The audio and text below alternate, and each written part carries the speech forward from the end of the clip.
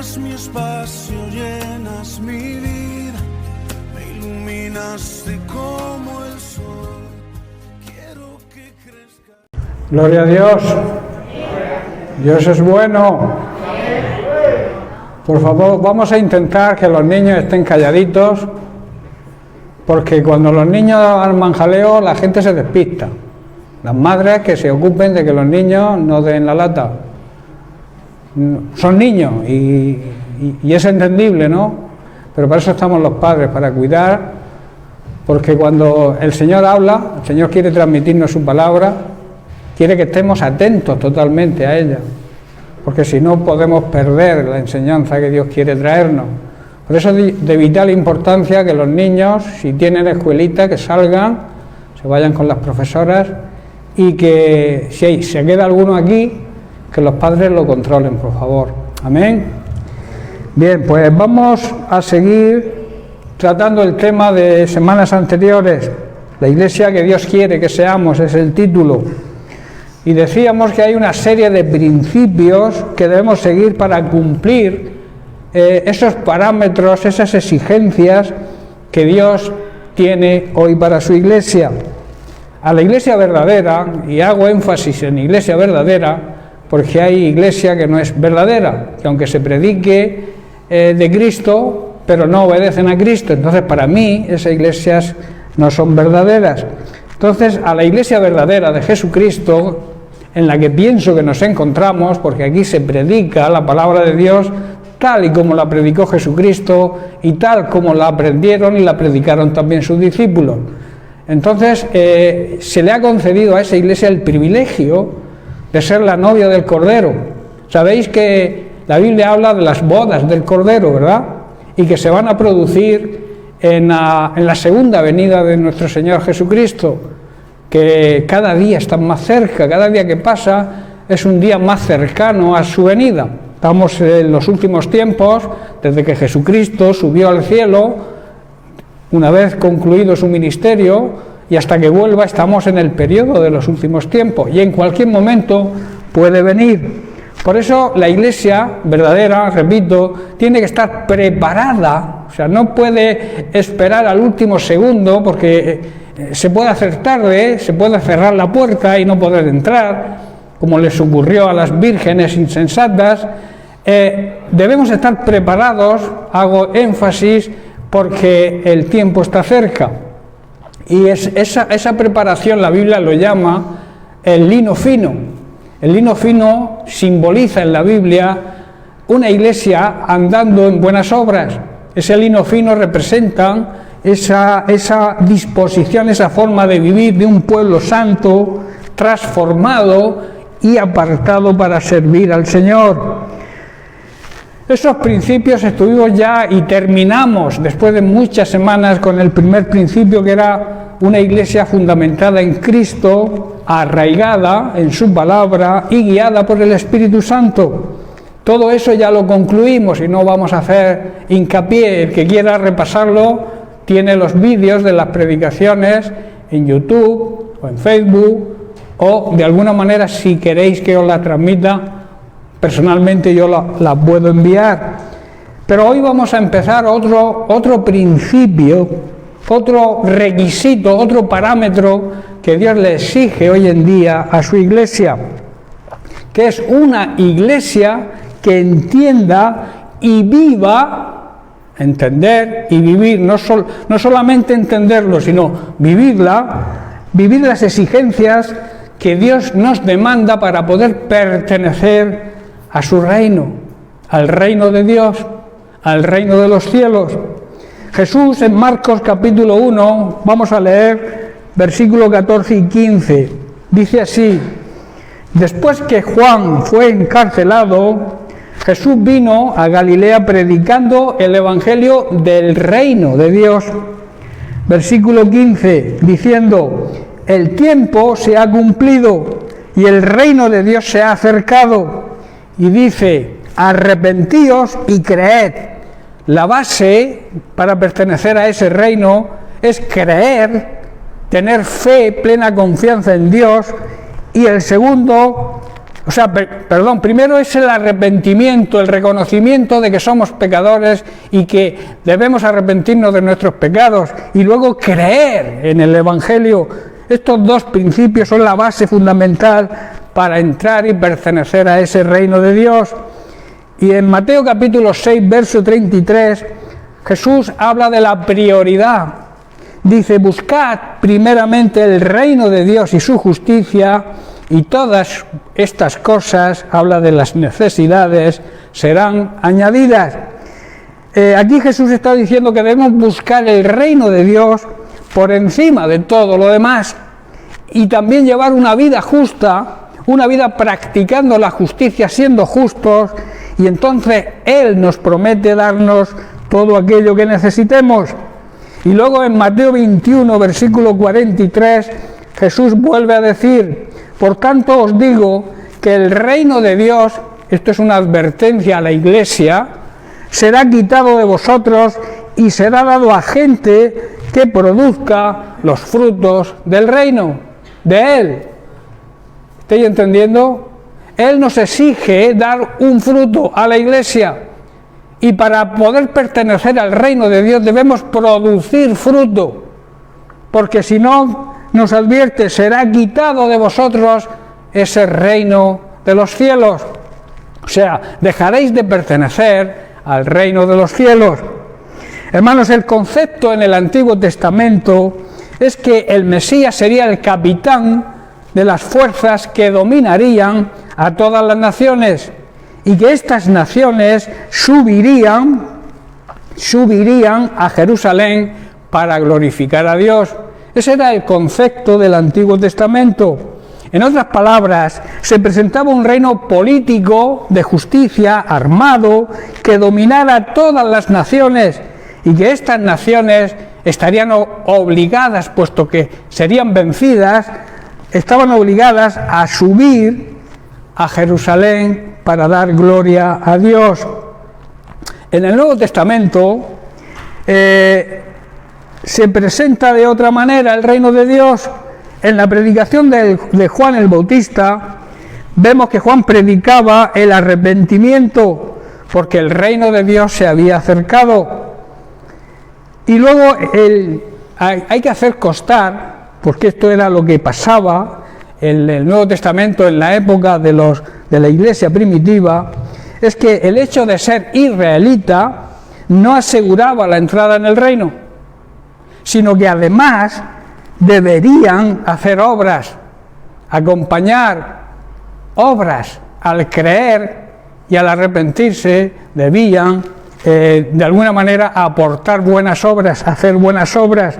Juan el Bautista así lo refleja cuando dice que debían hacer frutos dignos de arrepentimiento. Lo dice en Lucas capítulo 3, versículo 8. En su predicación decía: haced frutos dignos de arrepentimiento. Y luego añade en el siguiente versículo: el juicio estaba cerca. El hacha, decía Juan el Bautista, ya está puesta a la raíz de los árboles, para que aquel árbol que no produjera el fruto fuera cortado.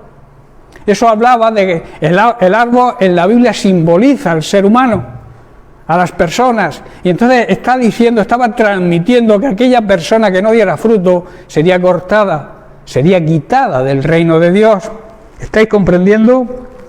Entonces, pero cuando vio, porque a pesar de que Juan el Bautista predicaba así, y que había una semejanza en lo que después predicaría Jesucristo, todavía Juan el Bautista imaginaba un reino político y terrenal.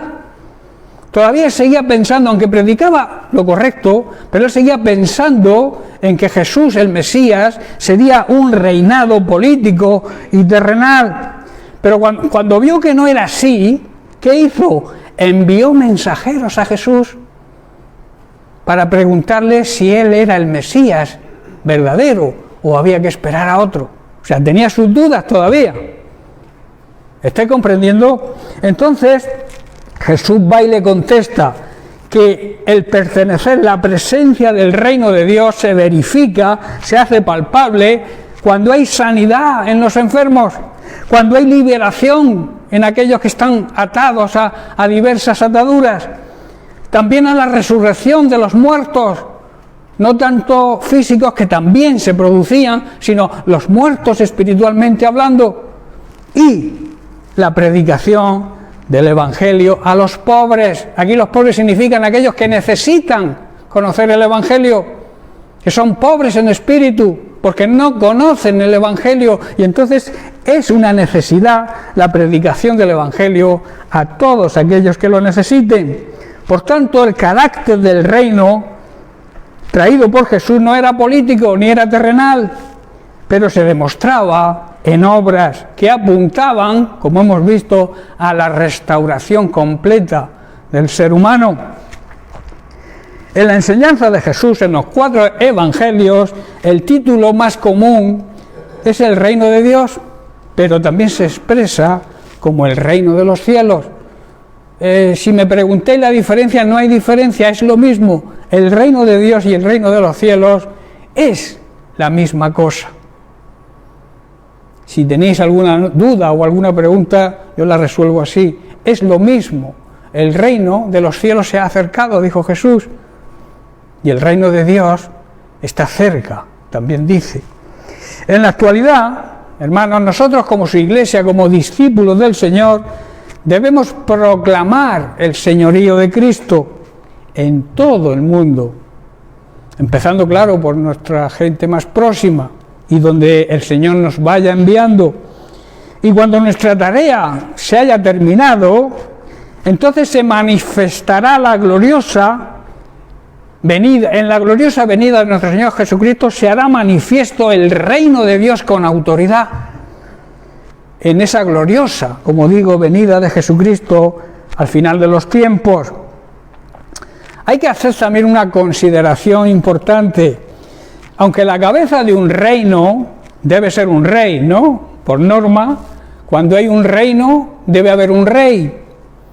Pero curiosamente, y especialmente en los evangelios de Mateo y Juan, se presenta a Dios no como ese rey, que lo es, sino como Dios Padre. Eso es tremendo. Es rey, pero es Padre. La figura del Padre. Así que el reino de Dios tiene un carácter de una gran familia, en la cual Dios es el Padre y nosotros, su iglesia, sus hijos, somos su familia.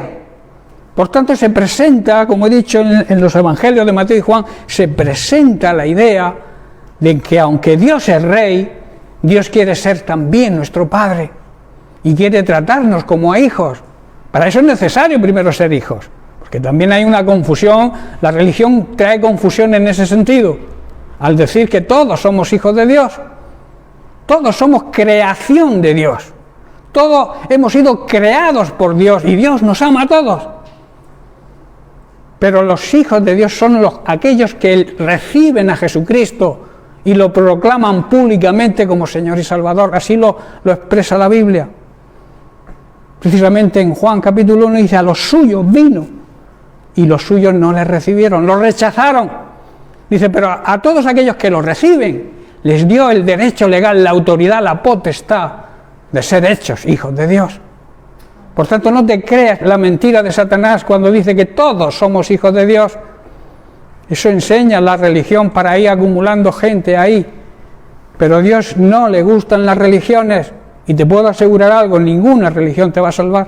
Nadie te va a salvar, solamente Cristo, que es el plan de Dios. Como digo muchas veces, la religión es el plan de los hombres para salvarse. Pero Dios tiene otro plan que viene del cielo, que es Jesucristo, que bajó a esta tierra, se encarnó en un ser humano, siendo Dios, y murió por nosotros, cargó con nuestros pecados y pagó nuestra deuda. Por eso es imprescindible, al tener esa relación de padre, debemos actuar como hijos, y como hijos obedientes, buenos hijos.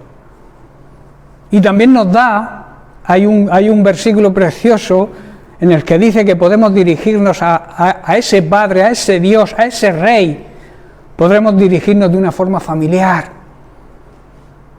Dice que le podemos llamar Abba. Abba significa papaíto. Y no es menospreciar a Dios cuando le llamamos papá. Bueno, hay muchas veces que empiezan la gente a decir papito, no sé qué tal, y lo hacen de una forma sin reconocer, porque no es lo mismo llamar a tu padre papaíto, pero siguiendo y reconociendo que sigue siendo rey y que tu padre es tu padre, que te brinda su amistad, pero por encima de la amistad, un padre es padre. Hoy en día está muy desvalorado el padre. El padre tiene que ser amigo de sus hijos. No, primero tiene que ser padre y después mostrarle amistad, claro que sí, pero sin perder su autoridad. Por tanto, mucho cuidado cuando nos dirigimos a Dios. Podemos dirigirnos en una manera familiar, sí, pero con respeto, porque se merece la honra de un padre, porque es Padre y es el Padre Celestial. Aquel Padre que tanto nos amó, que envió a su propio Hijo a morir por nosotros. Y eso merece un respeto, aunque lo llamemos papaíto, que Él quiere, porque la palabra Abba es una palabra en arameo. Y el arameo era el idioma que Jesús hablaba con los más íntimos, con su familia, con sus discípulos, porque era un lenguaje, digamos, familiar. ¿Estáis comprendiendo? Por tanto, permanecer en ese reino y pertenecer a ese reino exige una serie de requisitos y exigencias que debemos seguir y que vamos a estudiar en las próximas semanas. El primer requisito, empezamos ya con el primero, la primera exigencia que Dios hace a su iglesia para pertenecer a ese reino de Dios que Él quiere que pertenezcamos, es la oración. Y hay grandes problemas hoy en día y la iglesia necesita levantarse en oración, dejar de la rutina que hemos tenido hasta ahora y orar de verdad, clamar como iglesia por las situaciones que estamos atravesando, que son inenarrables. Hace siglos que no se daban las condiciones tan adversas que se están dando hoy en día. Y Dios nos hace un llamado a la oración. Toca la trompeta. ¿Sabéis que en el ejército se toca la trompeta y se llama a la oración, se llama a levantarse por la mañana, a Diana? La trompeta está sonando, nuestra trompeta es un llamado a la oración, a clamar, dejar la rutina que hemos tenido hasta ahora y empezar a orar de verdad. Como expliqué el otro día en la predicación de Sangonera, Dios está pendiente de nosotros y está pendiente a nuestra oración y Él necesita un clamor y la oración puede cambiar las circunstancias, puede cambiar incluso los planes de Dios. Dios tenía un plan con Ezequías, le dijo: prepárate, arregla tu situación porque vas a morir, tienes una enfermedad en la cual no vas a salir adelante. Y Ezequías clamó a Dios de verdad. ¿Y sabéis qué ocurrió? Que Dios le dio 15 años más de vida. Y el plan de Dios era decir: vente conmigo ya. Arregla tus cosas, tus cositas que tienes por ahí, reparte bien tu herencia entre tu descendencia, haz las cosas bien, que te vienes conmigo. Y Ezequías se postró cara a la pared y oró: Padre, yo siempre he sido fiel contigo. Y Dios escuchó su oración y Dios cambió los planes. Dios puede cambiar los planes, claro que sí. Y puede cambiar esta guerra, es el corazón de estas personas que quieren la guerra, que están matando a personas inocentes, que hay derramamiento de sangre. Y esto me recuerda a mí a la mujer del flujo de sangre. Ese derramamiento de sangre que está habiendo hoy en día por culpa de la guerra. La iglesia tiene que ir a tocar el manto de Jesús, para que ese derramamiento de sangre pare. Porque en la oración hay poder. Esta mujer se dirigió con toda la fe y tocó el manto de Jesús. La Iglesia tiene que tocar hoy el manto de Jesús para que pare el flujo de sangre que están ocasionando las guerras. Amén. Hermanos, todo lo que recibimos, lo recibimos a través de la oración. Todo. La oración, la intimidad con Dios nos permite aprender a vivir por fe, dependiendo solo de Dios y no de las circunstancias. La oración es el medio de comunicación con Dios. Y como he dicho, nuestro Padre Celestial, hoy en día hemos aprendido mucho a comunicarnos entre nosotros a través de las redes sociales, el WhatsApp, YouTube, Instagram y tantas nuevas que hay. Hemos aprendido a manejarlas. Pero ¿qué tal está tu relación, tu comunicación con el Señor? ¿La estamos manejando igual? ¿Cómo está nuestra comunicación con Dios? Nuestra red social para comunicarnos con Dios, hermanos, es la oración. Y debemos emplearla. Igual que perdemos mucho tiempo, tanto tiempo con las redes sociales, con el WhatsApp, que si la manita para arriba, que si esto, que si lo otro, que si el monicono. Pero con Dios, ¿qué comunicación tenemos con Dios? ¿Qué tal está nuestra comunicación con Dios? Como he dicho, la red social nuestra con Dios es la oración. ¿La estamos usando? Y sobre todo, ¿la estamos usando bien? Romanos capítulo 12, verso 12, Pablo nos exhorta. Dice, gozosos en la esperanza, sufridos en la tribulación, constantes en la oración. Debe haber una constancia. Constancia significa no darnos por vencidos, no permitir que el enemigo se salga con la suya, perseverar, constantes en la oración, dice Pablo. Y también dice en Primera de Tesalonicenses 5:17, nunca dejen de orar. ¿Por qué dice Pablo eso? Porque es necesaria la oración. Yo siempre digo que la oración es la respiración de la Iglesia. Cuando alguien no respira, ¿qué ocurre? Se muere. Una iglesia que no ora es una iglesia muerta. Por eso yo hago un llamado a la oración los martes. Necesitamos mover las células, que la gente acuda a las células, que invitemos a gente, que oremos, que doblemos rodillas, que el martes haya la misma gente que el domingo, para interceder por las necesidades de esta humanidad. Centrarnos en los problemas reales y auténticos que tenemos como iglesia y también lo que ocurre en este mundo. Clamar a Dios de verdad.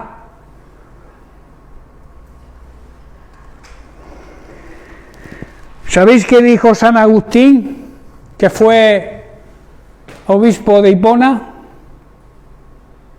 Dijo una frase que yo escuché hace unos días y que me impresionó. Dice, la oración es la fortaleza del ser humano, del creyente, y la debilidad de Dios. No sé si entendéis la frase. Dios, la oración de un corazón humilde, mueve el corazón de Dios. Se muestra sensible. Por eso dice que es su debilidad. Cuando una iglesia clama de verdad, Él se siente obligado a responder, porque esa es su debilidad, contestar a sus hijos cuando oramos de verdad. Jesús nos dice, velad y orad. Dos cosas importantes en los tiempos que estamos viviendo. Mateo capítulo 26, verso 36. Entonces llegó Jesús con ellos a un lugar que se llama Getsemaní, y dijo a sus discípulos, sentaos Ahí vemos la preocupación del Señor para que andemos en descanso, que podamos tener un tiempo de descanso. Dice, sentaos aquí, entre tanto que yo voy allí y oro. Y dice el versículo 37, y tomando a Pedro y a los dos hijos de Zebedeo, que eran Santiago y Juan, comenzó a entristecerse y a angustiarse en gran manera. Entonces Jesús les dijo, mi alma está muy triste hasta la muerte, quedaos aquí a mi lado, os necesito y velad conmigo. Es una invitación a permanecer alerta y vigilantes con Él. Versículo 40, vino luego a sus discípulos y los halló durmiendo. Se habían dormido,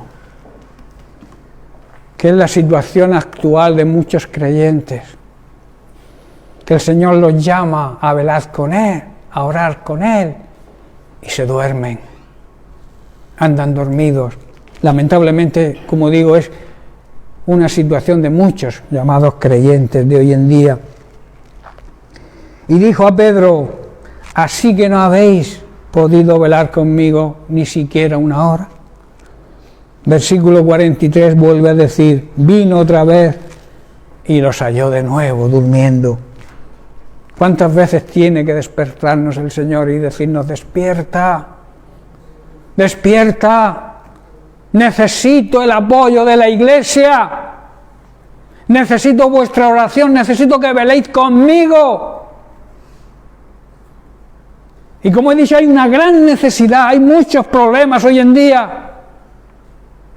Y debemos estar velando y orando.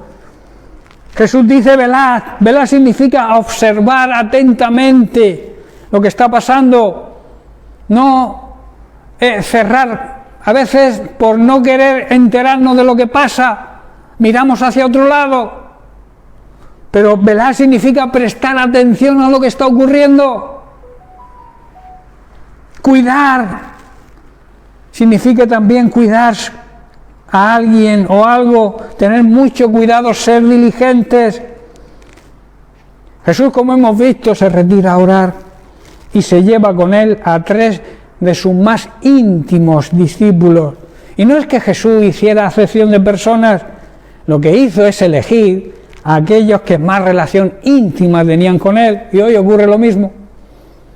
Si tú no oras, si tú no lees la Biblia, Dios va a elegir a aquellos que tengan más intimidad con Él. ¿Estáis comprendiendo, hermano? La necesidad, el abrir los ojos, el darnos cuenta de lo que somos y a lo que hemos sido llamados a hacer. Quedaos aquí, dice Jesús, quedaos conmigo, os necesito y velad. Jesús les estaba diciendo y nos dice hoy a nosotros que estemos atentos a lo que iba a suceder y lo que está sucediendo. La noche simboliza la oscuridad y el pecado en el que vive hoy el mundo. Él les dijo, velad conmigo. Velad se suele hacer por la noche, ¿verdad? En medio de la oscuridad. Y la oscuridad, sabéis que en la Biblia simboliza la ignorancia y el pecado. Por eso la importancia del llamado de Jesús a que tengamos mucho cuidado. De alguna manera también con ese llamado Jesús quiere protegernos a nosotros hoy y que no nos, se suele decir, no nos coja el toro desprevenido, que estemos pendientes de la situación como lo está Él.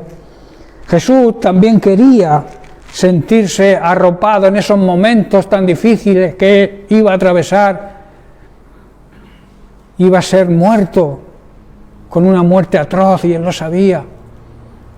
La muerte más horrible que pueda haber, crucificado en una cruz. Y Él necesitaba de alguna manera estar arropado por sus discípulos en esos momentos de angustia. Pero la respuesta de sus discípulos es que se durmieron. Tremendo, ¿verdad? No te duermas. Estate alerta, despierto. No digo que, a ver si me entendéis, debéis descansar y dormir, pero estoy hablando de una manera espiritual. En los momentos de angustia, hermanos, en los momentos de tristeza, de desesperación, debemos buscar el apoyo de nuestros hermanos en la fe. No tengas temor de buscar el apoyo, pero búscalo en personas llenas del Espíritu Santo, personas que demuestran que creen de verdad, personas que no son criticonas, personas que no son murmuradores, personas que se someten a las autoridades que Dios pone. Dirígete a esas personas y pídele ayuda, no le pidas ayuda a cualquiera. ¿Estoy comprendiendo? Pero necesitamos que el cuerpo de Cristo, cuando un miembro, dice la palabra de Dios, cuando un miembro se conduele, los demás miembros ayudan, ¿verdad? Si a mí me duele una oreja, ¿qué hace la mano? Ir a la oreja, ayudar. En el cuerpo de Cristo debe ser igual. Los miembros tenemos que ayudarnos los unos a los otros. Porque mirad que dice Pablo en Gálatas 6:2, sobrellevad los unos las cargas de los otros, y así cumpliréis la ley de Dios. Así seréis fieles a la palabra de Dios, que es lo que ordena y lo que manda. Y en Primera de Tesalonicenses 4:18 dice, por tanto, alentaos unos a otros, daros ánimo unos a otros. Y en el capítulo 5 de la misma carta, versículo 11 dice, por lo cual animaos unos a otros y edificaos unos a otros. Edificar es levantar, no pisotear. Cuando alguien cae, la obligación del hermano es levantarlo. Y hay quien lamentablemente en vez de levantarlo lo que hace es pisarlo y terminar con él. No sé si estáis comprendiendo. Dios nos llama a exhortarnos, a animarnos y a apoyarnos y a ayudarnos unos a otros. De ahí la necesidad de congregarnos. Muchos tienen por costumbre seguir a Dios por la tele o por la radio o desde su casa, leyendo ellos la Biblia y escuchando predicaciones de quién sabe quién. Por eso el escritor de Hebreos fue sabio cuando dijo, y considerémonos unos a otros para estimularnos el amor y las buenas obras. Pero ¿cómo nos vamos a estimular unos a otros? Por eso en el versículo 25 de Hechos 10 dice, no dejando de congregaros, como algunos tienen la costumbre, sino exhortándonos, y tanto más cuando veis que el día se acerca. Ese día es el día de la segunda venida de Cristo. Con más motivos tenemos que reunirnos para, hermano, ¿qué te pasa? Hermano, te veo triste. Animar, consolar, ayudar. ¿Necesitas ayuda?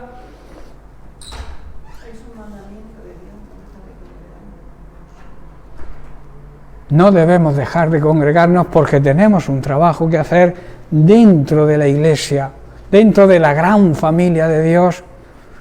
En una buena familia los hermanos se llevan bien, ¿verdad? Se ayudan unos a otros. La iglesia somos la gran familia de Dios, hermanos, y debemos ser ejemplo y amarnos como Dios dice que nos amemos. Jesús dijo, un gran mandamiento os doy, que os améis los unos a los otros. ¿No? Amar a Dios sobre todas las cosas. Pero cuando tú amas a Dios sobre todas las cosas, amas a los demás como a ti mismo. Claro que para amar a los demás, primero tengo que amarme a mí mismo. Que hay personas que no se aman a ellos mismos, no se aceptan como son. Andan en condenación porque ellos mismos se condenan. Pero no es la actitud de un verdadero cristiano. Un verdadero cristiano debe saber que somos dignos de perdón cuando nos arrepentimos de verdad. Y somos dignos de recibir la bendición de Dios cada día. No recuerdes lo que eras. Vive el presente y cambiarás tu futuro. Aquellos que viven pensando en lo malo que eran o en lo malo que lo hicieron. No viven el presente y por tanto arruinan su futuro. Por eso es importante decir, dejando atrás, decía Pablo, dejando atrás todo lo que he pasado, todo lo que he hecho, las cosas buenas, las cosas malas, lo dejo todo atrás y miro hacia adelante, prosigo hacia la meta. Ante todo, hermanos, lo que está ocurriendo, las preguntas que surgen son: ¿cómo está hoy la Iglesia? ¿Estamos velando? ¿Estamos observando? ¿Estamos preparándonos con cuidado ante todo lo que está sucediendo? ¿Estamos haciendo algo, en otras palabras? ¿O seguimos igual que siempre, con la misma monotonía y la misma desgana, el mismo enfriamiento? Pablo decía que deberíamos dejar de emborracharnos con vino, ¿verdad? Porque eso trae disputas, contiendas, problemas. Que deberíamos llenarnos continuamente del Espíritu Santo. Cuando tú vives continuamente llenándote del Espíritu Santo, puedes hacer las obras que Dios quiere que hagas. El escritor de Hebreos dice que debemos animarnos y exhortarnos, puesto que el día de la segunda venida de Cristo se acerca, y por eso la necesidad y también la obligación de congregarnos. Y aunque no sabemos el día ni la hora, sabemos por los acontecimientos que están sucediendo que cada vez falta menos, que cada vez estamos más cerca. Pero vuelvo a preguntar, ¿cómo está la Iglesia de hoy en día? ¿Estamos dormidos como los discípulos de Getsemaní? Lo que Jesús nos enseña, analizando este pasaje de Mateo 26, es que debemos velar, debemos estar muy pendientes de los acontecimientos que están sucediendo y otros que van a suceder, que están por llegar, sin dejarnos llevar por razonamientos y puntos de vista propios que nos pueden desviar la atención en lo que realmente no importa. Por tanto, es necesario estar despiertos y no dormidos. Despierta tú que duermes. ¿Y qué dice? Y te alumbrará Cristo. ¿Qué quiere decir? Cuando estamos despiertos vemos la luz. Si tú cierras los ojos, la luz desaparece de ti, ¿verdad? Espiritualmente hablando, cuando estamos dormidos, la luz de Cristo desaparece de nosotros. ¿Estáis comprendiendo? Jesús ponía muchos ejemplos de cosas cotidianas para explicar grandes verdades. Tenemos que tener los ojos abiertos, no dormidos. La consecuencia de dormirnos, de no velar, de no prestar atención con diligencia, es que nos apartamos y no entendemos el plan de Dios. No entendemos el propósito que tiene Dios con lo que está ocurriendo en este tiempo.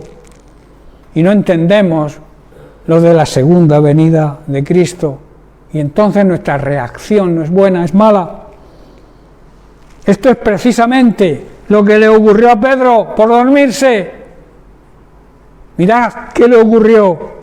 Y Pedro era uno de los más íntimos de Jesús junto con Santiago y Juan, que ante los acontecimientos que ocurrieron esa noche no reaccionó bien. Juan capítulo 18, versículo 10, dice: entonces Simón Pedro, que tenía una espada, la desenvainó e hirió al siervo del sumo sacerdote y le cortó la oreja derecha. Y ese siervo se llamaba Malco. Jesús tuvo que reprender a Pedro, pero claro, estoy seguro que lo haría con mucho cariño, con mucho amor. Dice Jesús entonces le dijo a Pedro: mete tu espada en la vaina, guarda tu arma carnal y usa las armas espirituales, porque hermanos, nuestras armas no son carnales, sino son poderosas en Cristo para derribar todo tipo de fortaleza. Y añade, dice: la copa que el Padre me ha dado, me ha encargado, no la he de beber. No entendía cómo se había dormido. No entendía el plan de Dios para aquel tiempo, que era que tenía que morir Jesucristo en una cruz para el perdón de nuestros pecados y nuestra salvación. Hoy en día, si la iglesia está dormida, va a ocurrir lo mismo. No vamos a saber por qué están ocurriendo las cosas. No vamos a tener la revelación de Dios de por qué está ocurriendo todo lo que está ocurriendo. Por eso debemos despertar. Haciendo una paráfrasis de este versículo dice: Pedro, ¿no entiendes? Debo obedecer al Padre, aunque para ello tenga que padecer muchísimo ese mal trago, este gran sufrimiento que me espera, pero lo hago con gozo, porque esto va a proveer salvación a todos aquellos que crean en mí y acepten mi sacrificio. ¿Estáis comprendiendo? Si Pedro no hubiera estado dormido, hubiera entendido el plan de Dios y no le hubiera cortado la oreja a Marco. ¿Estáis comprendiendo? Hermanos, pero lo que le ocurrió a Pedro nos puede ocurrir a nosotros. Si nos descuidamos y andamos dormidos, haremos cosas que no sean correctas y el Señor tendrá que reprendernos. Sabemos que Jesús vela por nosotros, ¿verdad? Tenemos esa seguridad. Estamos acostumbrados a que el Señor vele por nosotros, pero quizás no estamos tan acostumbrados a ser nosotros los que velemos, ¿verdad? Que estemos despiertos y atentos a todo lo que ocurre. Y como parte de su cuerpo, del cuerpo de Cristo, la Iglesia, recordemos, es el cuerpo de Cristo, también debemos velar los unos por los otros.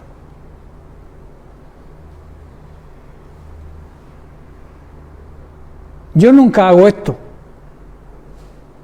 pero a mí me gustaría que os volvierais al que tenéis al lado y le digáis: de ahora en adelante quiero velar por ti, quiero estar pendiente de ti. Sería bueno que lo hicierais, ¿verdad? Pero escuchar una cosa, es un compromiso. Si lo haces, tienes que cumplirlo. Si no lo piensas hacer, no se lo digas. Pero a mí me gustaría verlos a todos en ese estado, en esa decisión de velar los unos por los otros, porque es una necesidad en los tiempos que estamos viviendo. Muchos creyentes hoy aman a Jesús, al igual que sus discípulos, según su experiencia o capacidad natural, pero lo mismo que los discípulos no comprenden el propósito y los planes de Dios. ¿Por qué? Porque andan dormidos. Y se preguntan: ¿por qué? ¿Qué ocurre? ¿Por qué está pasando? ¿Por qué Dios permite? ¿Por qué? ¿Por qué? ¿Por qué? El que anda despierto sabe por qué están ocurriendo, porque el Señor se lo revela. Y no dice por qué, sino para qué. Porque las cosas ocurren para qué. Y hay un versículo que a mí me encanta, que si tú amas a Dios de verdad, todo lo que ocurre en tu vida es para bien. ¿Qué pasa si no ocurren cosas para bien? Es porque realmente no amo a Dios de verdad. Porque si amas a Dios de verdad, le obedeces, andas en obediencia, le respetas, le honras, todo lo que te ocurra va a ser para bien. Pero no pretendas que todo lo que te ocurra sea para bien si no amas a Dios de verdad y no cumples con los preceptos que Él te marca, que están en su palabra y que todos conocemos. De ahí la importancia de la intervención también del Espíritu Santo, la necesidad, como he dicho antes, de estar plenos en Él, y a través de escuchar su voz podremos entender el propósito y el plan de Dios. Hermanos, cuando los discípulos de Jesús y todos los que se encontraban en el aposento alto fueron llenos del Espíritu Santo en el día de Pentecostés, entendieron el plan de Dios. Ahí fue cuando lo entendieron. Por eso la necesidad de ser llenos del Espíritu Santo. Mientras que no seas lleno del poder del Espíritu Santo, nunca vas a entender el plan de Dios. Y menos el plan de Dios para ti personalmente. Los discípulos que no entendían fueron llenos del Espíritu Santo el día de Pentecostés y entonces aprendieron a velar. Y Pedro, ese Pedro que le cortó la oreja a Malco, ese Pedro que le negó 3 veces al Señor, pudo predicar con valentía y con coraje y se convirtieron en su primer sermón 3.000 personas. No pretendas que nadie se convierta si no estás lleno del Espíritu Santo, porque no vas a entender nada. Serás una persona con buenas intenciones quizá, pero sin el poder del Espíritu Santo es imposible que podamos evangelizar, dar un buen testimonio como Jesús se merece que lo demos. Vemos a Jesús en este pasaje. Jesús nos quiere transmitir en ese versículo 41 cuando dice: velad y orad para que no entréis en tentación. Y añade: el Espíritu a la verdad está dispuesto. El Espíritu, que es el soplo de Dios, es la vida que Dios nos transmitió. El soplo divino, ese soplo nos hará estar fuertes. Dice: porque el Espíritu a la verdad está dispuesto, pero la carne tira al monte, ¿verdad? La cabra tira al monte. Y yo digo la carne, porque es lo mismo la cabra que la carne. La cabra siempre va por sitios peligrosos. La carne es débil. Vivimos, hermanos, en un cuerpo carnal lleno de defectos e imperfecciones. Por eso tenemos que someterlo al Espíritu Santo. Y a través de su guía, que mora dentro de nosotros, llegaremos a ser fuertes y poder vencer cualquier problema y circunstancia. Vemos que Jesús añade ahora a velar la oración, que son 2 cosas inseparables. Cuando tú estás pendiente, tu actitud es la de orar. Pues esto habla de la importancia de la oración para permanecer alerta y guiados por el Espíritu Santo y así observar los acontecimientos que estamos viviendo para tener el cuidado necesario y actuar de una forma correcta. Quizás la tentación sea dejarnos llevar por nuestra opinión. Todos sabemos mucho de todo. Y lo que yo digo, nadie sabe nada de nada si no está lleno del poder del Espíritu Santo, que es de donde viene la verdadera sabiduría. Quizá la tentación sea esa, y Jesús nos advierte para que no entréis en ese tipo de tentación, en vuestros razonamientos, en vuestra opinión, en vuestro criterio, en vuestro punto de vista. Todo el mundo tiene un criterio, una opinión de lo que está pasando. Tenemos que saber, a la luz de la palabra de Dios, guiados por el Espíritu Santo que nos la revela, cuál es el motivo principal y el plan de Dios con las cosas que están pasando. El Señor viene pronto para recoger a su iglesia, hermanos, y celebrar las bodas del Cordero. Pero no quiere decir que estemos preocupados del día en que va a venir, ni transmitamos mensajes de juicio y de condenación, sino todo lo contrario. Advertid sí con amor de que debemos arrepentirnos para cuando venga el Señor nos podamos ir con Él. Pero también es un llamado a la iglesia. Aquellos que estén dormidos se van a quedar aquí, seguro. Y el Señor está ahí. No te preocupes el día, tú procura hacer la voluntad de Dios cada día, porque va a ocurrir cuando Dios lo decida. Dijo que en los últimos tiempos, ¿no?, ocurrirán todas las cosas que a lo largo de la historia, desde que Jesucristo resucitó hasta ahora, todo lo que ha ocurrido, ha habido guerras, ha habido persecución, ha habido gente muriendo, cristianos muertos en todas las naciones, pero no ha llegado el fin. No ha venido Cristo todavía. Por eso debemos estar alerta, pendientes, no dormidos, sabiendo que está cada día más cerca, pero despreocupándome de alguna manera de la fecha en que va a venir. Hay muchos que andan dando fechas por ahí, alarmando a la gente. Bueno, pues, olvídate. Dios tiene el control. Y Dios es el Dios del tiempo. Y cuando Él lo decida será, no cuando yo lo diga o porque alguien me lo ha revelado. No lo sabe ni el propio Jesús. Solamente el Padre sabe el día en que va a enviar a su Hijo. Así que cualquiera que te diga por ahí, el Señor viene el 13 de noviembre del 24, mándalo a freír espárragos, por mandarlo a algún sitio así delicado.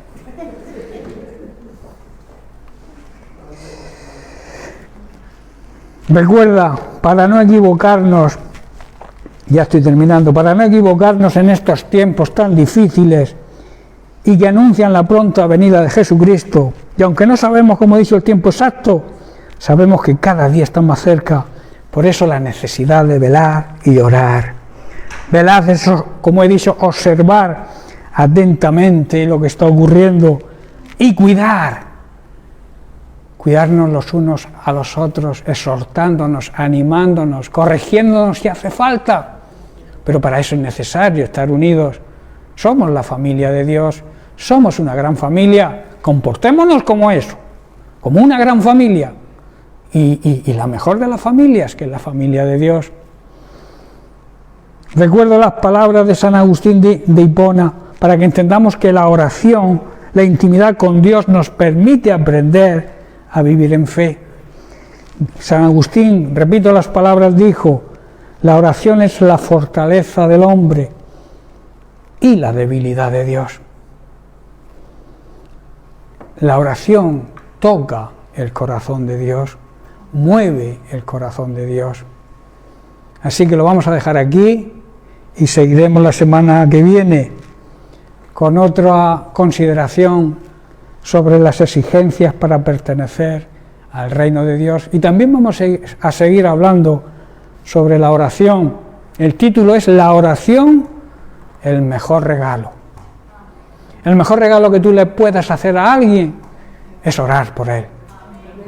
Cuando alguien te diga estoy orando por ti, llénate de gozo, porque te está haciendo un gran regalo. Amén. Bien, pues que Dios te bendiga y nos vemos la semana que viene.